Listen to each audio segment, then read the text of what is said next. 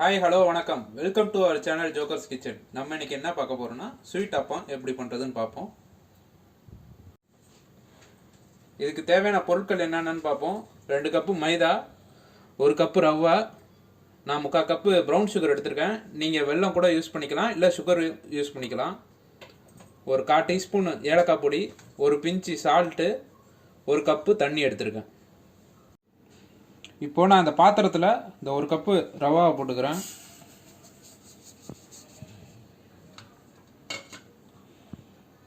எடுத்து வச்சு இந்த 2 கப்பு மைதாவை போட்டுக்கிறேன்.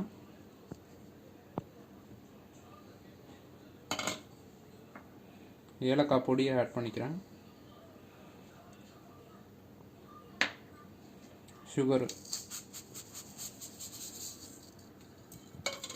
ஒரு பிஞ்சு சால்ட்டு. இது எல்லாத்தையும் நல்லா மிக்ஸ் பண்ணிப்போம்.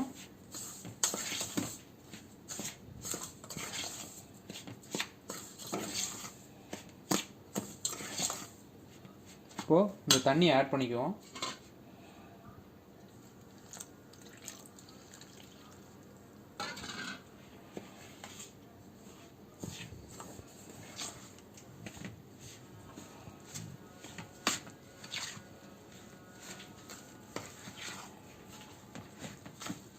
தண்ணி வந்து கொஞ்சம் கொஞ்சமாக ஆட் பண்ணிக்கோங்க.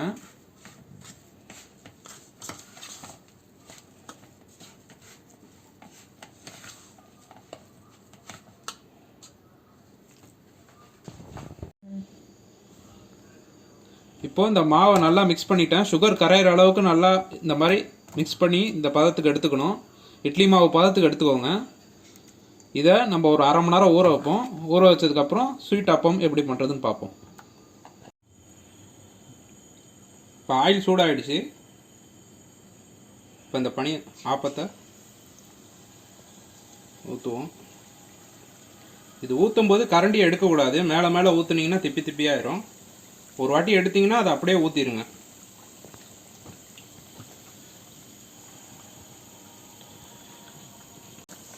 ஆயிலை நல்லா இந்த மாதிரி மேலே மேலே எடுத்து ஊற்றுங்க. அப்போ தான் நல்லா உப்பி வரும்.